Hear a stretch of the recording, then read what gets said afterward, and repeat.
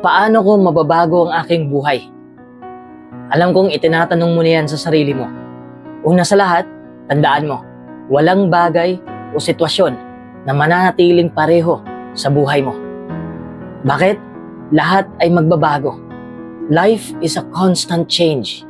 Araw-araw ay may pagbabagong magaganap.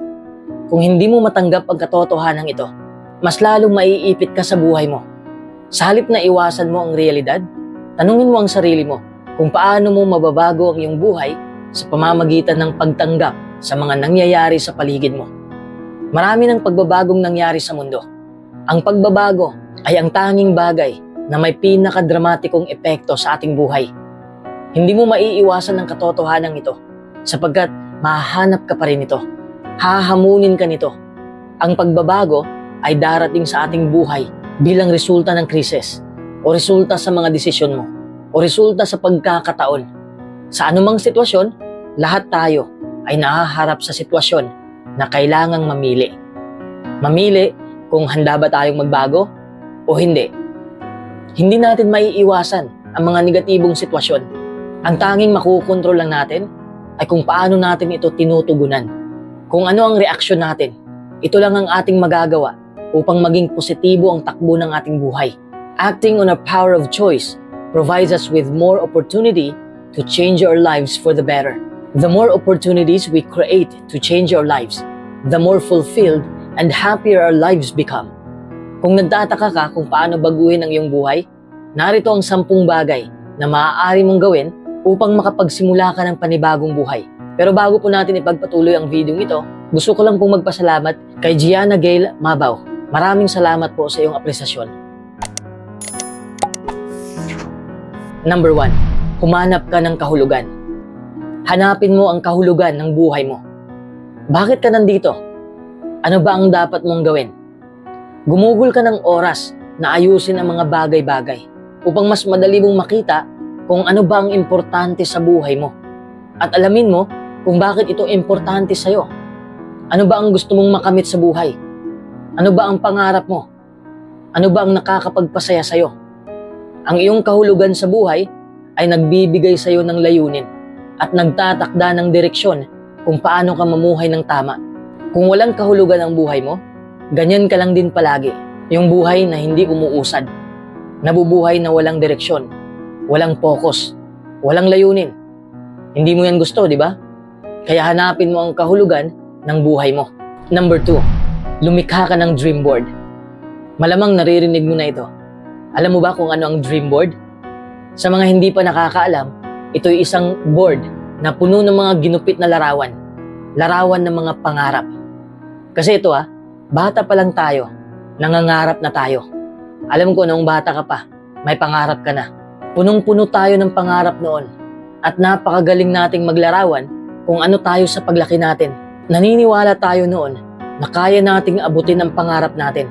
Habang lumalaki na tayo, nawawala ang kakayahan nating mangarap. Nawawala dahil iniisip natin na mahirap palang abutin. Nababalot na tayo ng negatibong pag-iisip. Dito natin magagamit ang dream board. A dream board is a great way for you to start believing in your own dreams again. Seeing your dreams every day on a dream board brings your dreams to life. It will also act as a daily reminder to refocus your energy and direct it toward what you really want to achieve. Number 3, mag-set ka ng goal. Goals, goals, goals. Paulit-ulit ko na itong sinasabi at malamang naririnig mo na rin sa ibang tao. Set goals. Kapag alam mo na kung ano ang mahalaga sa iyong buhay at kung alam mo na ang mga gusto mong makamit, kailangan mo na ng aksyon. Pero hindi ka makaka-aksyon kung wala kang goal sa buhay. Mapa long term man yan, medium term, or short term man yan. Basta't may layunin ka, panalo ka na sa buhay. Acting on these goals will enable you to achieve your dreams and change your life. Lahat ng taong nagtagumpay ay may itinakdang layunin dahil ito ang susi sa pagbabago mo. Pero tandaan mo na ang layunin mo ay maaaring magbago. Noon kasi, may layunin tayo na hindi na katulad ngayon. What I'm trying to say is always be flexible with setting and achieving your goals as things in life change. And your goals need to reflect these changes. It's the small steps that you take that creates the momentum when you're learning how to change your life. Number 4, tigilan mo na ang paghihinayang. Ito ang isa sa mga dahilan kung bakit nahihirapan kang umabante. Marami kang pinagsisisihan sa mga nagawa mo noon. Bitawan mo na ang nakaraan mo. Kung ginugol mo ang lahat ng iyong oras sa pag-iisip tungkol sa nakaraan, siguradong makakalimutan mo ang kasalukuyan, ang ngayon. Tandaan mo ito palagi, hindi mo na mababago ang mga nagawa mo na. Hindi ka na makakabalik sa kahapon mo. Ang tanging magagawa mo na lang ay ang bumitaw. The only thing you have control over now is how you choose to live your present and future life. Sa bawat oras na makakaisip ka ng negatibo tungkol sa nakaraan mo, itigil mo na kaagad. Teka lang, ano ba talaga ang pinagsisisihan mo? Pwede mo itong isulat sa papel at sunugin mo ito and say goodbye to your regrets. Number 5, gawin mo ang mga bagay na kinakatakutan mo. Yung mga bagay na hindi mo pa alam kung paano gawin. Umalis ka sa comfort zone mo. See your limitations from a different perspective. Ano ba ang gusto mong gawin sa buhay pero ikinakatakot mo? Isulat mo lahat yon. Mag-umpisa ka sa mga maliit na bagay. Gumawa ka ng plano at gawin mo na. Look, if you genuinely want to avoid complacency and comfort, and if you want to change your life, never stop doing scary things. Number 6, balansehin mo ang iyong pamumuhay. Hindi sa lahat ng oras, maayos lang ang lahat. Minsan magkakasakit din tayo. Ibig kong sabihin, hindi pwedeng trabaho lang tayo ng trabaho. Our physical state, emotional, and spiritual state changes as we get older. Alam mo ba kung ano ang makukontrol natin? Makukontrol natin kung ano ang kakainin natin. At makukontrol natin kung ano ang pinapakain natin sa ating utak. Living a balanced and healthy life builds a resilience to the physical changes of our body. Exercise is the best way in which we can attain a positive and optimistic attitude toward life. Living a well-balanced life with lots of exercise is a lifestyle choice that will give you a happier and more fulfilled life. Exercise is an incredibly powerful tool that will improve your life and help you feel good. So from now on, just get moving. Kailangan nating palakasin ang ating katawan. Number 7, harapin mo ang iyong takot. Madaling baliwalain ang ating mga kinakatakutan at umaasang mawawala ang takot natin. Sa kasamaang palad, hindi ito mawawala ng basta-basta na lang. Kung gusto mong magbago ang takbo ng iyong buhay, alamin mo kung ano ba ang mga kinakatakutan mo at kung bakit takot ka upang hindi ka na makontrol ng takot mo. Kung ito man ay takot sa pagkabigo o takot sa kalungkutan o kahit ano pa man yan, yan ang pipigil sa'yo na mamuhay ng maayos. Hihilahin ka pabalik ng negatibong emosyon. Malalaman natin na nakukontrol tayo ng takot dahil nagiging diskontento na tayo sa ating buhay. Kahit anong gawin natin, hindi tayo nasisiyahan. Once we face our fears, we take back our power to choose how we want to live our lives. And when we do this, we change our lives forever. Number 8, tanggapin mo ang iyong sarili. Ang tanging tao na makakapagpabago ng iyong buhay ay walang iba kundi ikaw lang. Upang likhain ang pagbabagong yon, kailangan mong tanggapin ang iyong sarili. May mga oras sa buhay na kailangang harapin ang mga rejections. May mga taong hindi ka magugustuhan at hindi rin nila magugustuhan ang mga pinagagawa mo. Kahit hindi ka nila matanggap, at least tanggap mo ng buo ang sarili mo. By accepting who you are and loving yourself despite adversity, it helps you to move forward in your life. Find your courage, love yourself, and step out and do something crazy. Huwag kang mag-alala kung ano ang iniisip ng sino man. Huwag kang mag-alala kung magkakamali ka. Kung nararamdaman mo lang na tama ang ginagawa mo, ipagpatuloy mo. Gawin mo dahil yan ang gusto mo. Number 9, mamuhay ka ng puno ng pagkakontento. Hindi ibig sabihin na kontento ka na sa kahirapan ng buhay. Ibig kong sabihin na matuto kang magpahalaga sa mga bagay na nandyan na sa'yo. Halos lahat ng tao ay hindi na kontento sa buhay. Gusto pang magkaroon ng marami pang bagay kahit nahihirapan na silang habulin ang mga bagay na yon. Gusto pa nila ng marami dahil akala nila na makakapagpasaya sa kanila ang mga bagay na yon. Wala namang mali kung gusto mo ng mga material na bagay. Nasa sayo pa rin ang pagdidesisyon. What I mean is, we are often so busy focusing on our pursuit of happiness that we miss the joy of actually living in the present moment. Dahil sa kakapokus sa ating kinabukasan, nalilimutan na natin ang totoo nating buhay ngayon. We become so consumed with all our problems that we miss the precious beauty of the present moment.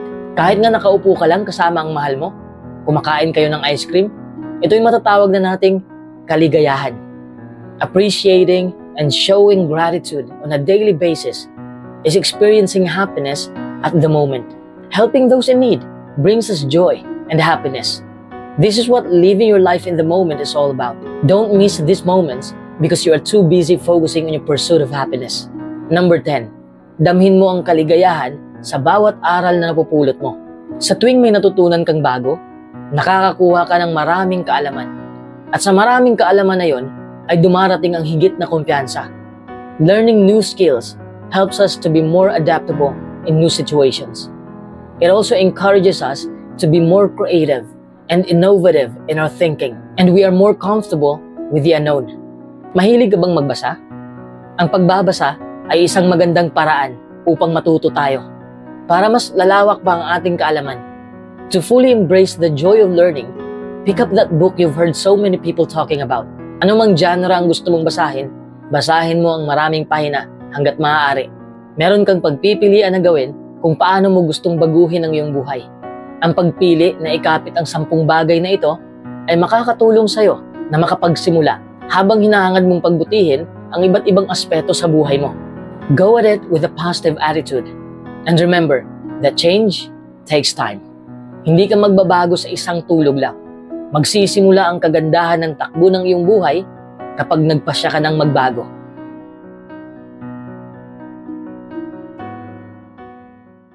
May dalawang uri ng kabalisahan.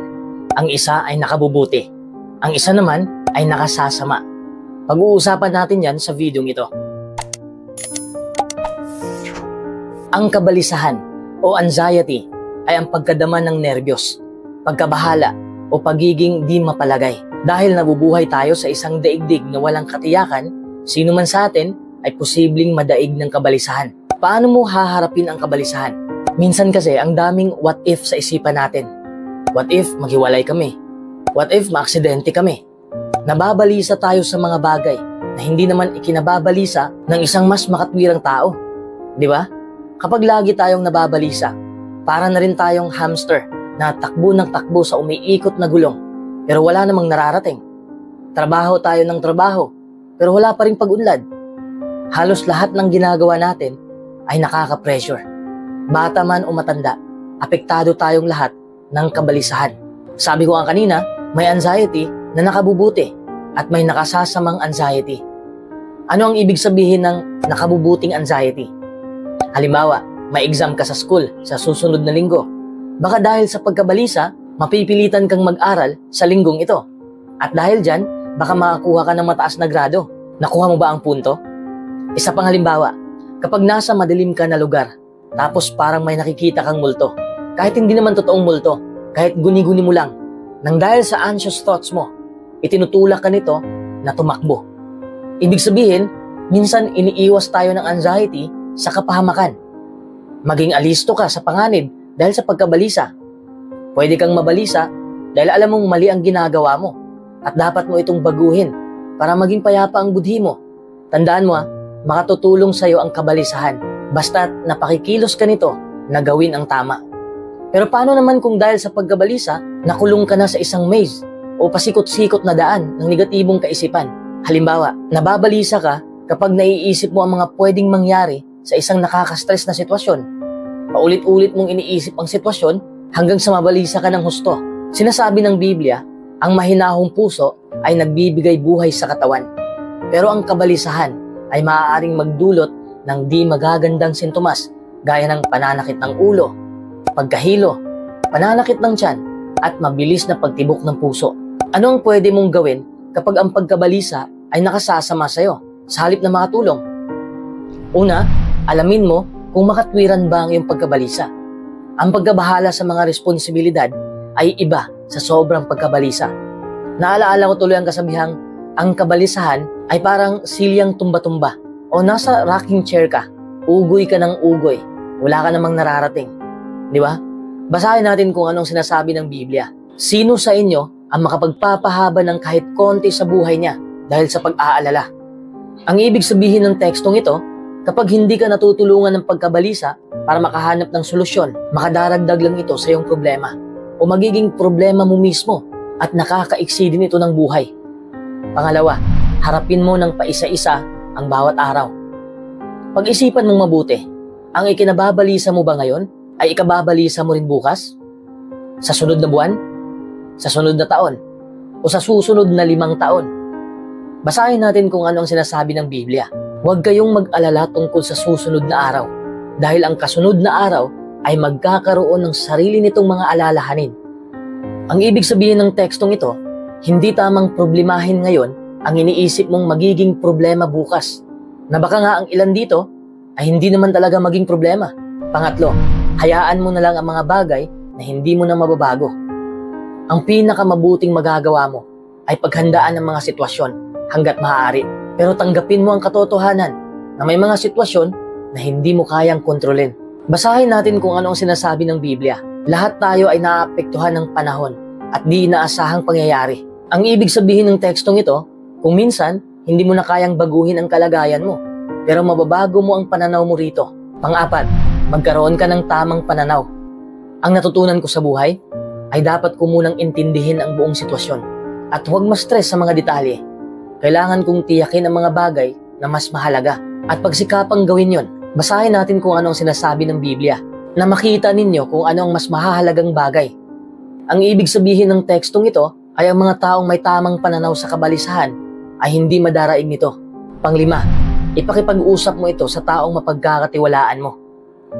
Tuwing nababalisa ako o nababahala sa isang bagay, takbuhan ko ang aking mga kaibigan. Pero kung komportable kang makipag-usap sa magulang mo, mas okay yon. Basta ang punto ko lang ay yung mga taong mapagkakatiwalaan mo. Minsan kasi natatakot tayo sa mga bagay na hindi pa nangyayari. Palagi na rin tayong mag-overthink. Buti na lang, may mga taong kabubugahan natin ng problema. Nagtitiwala ako sa mga kaibigan ko at nasasabi ko lahat ang gusto kong sabihin.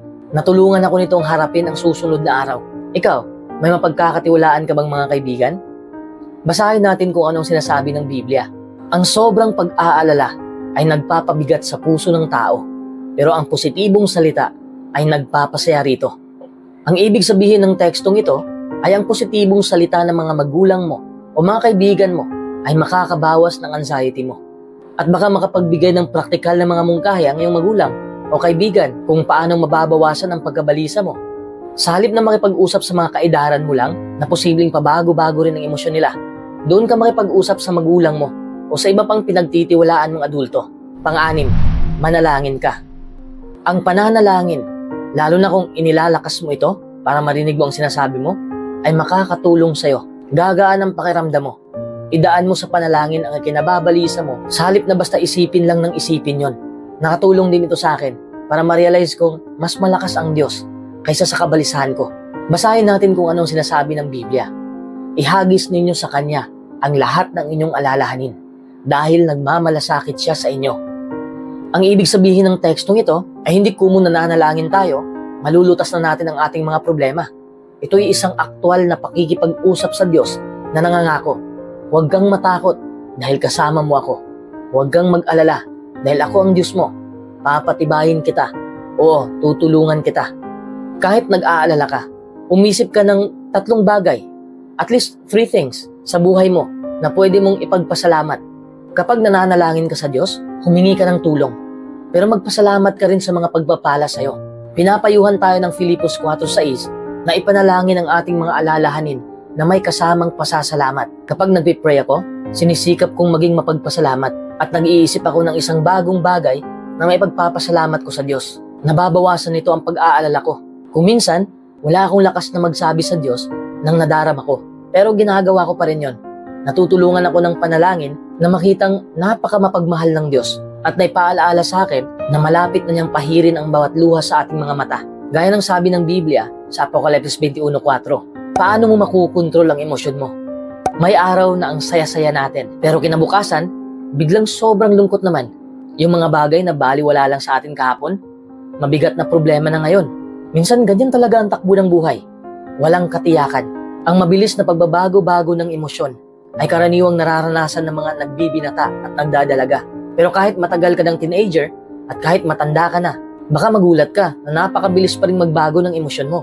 Kung nalilito ka dahil paiba-iba ang nadarama mo, tandaan mo na marami sa mga damdaming ito ay resulta ng mga pagbabago sa iyong hormone, pati na ng mga insecurity na normal na bahagi ng paglaki natin. Ang magandang balita, pwede mong maunawaan at makontrol ang iyong emosyon.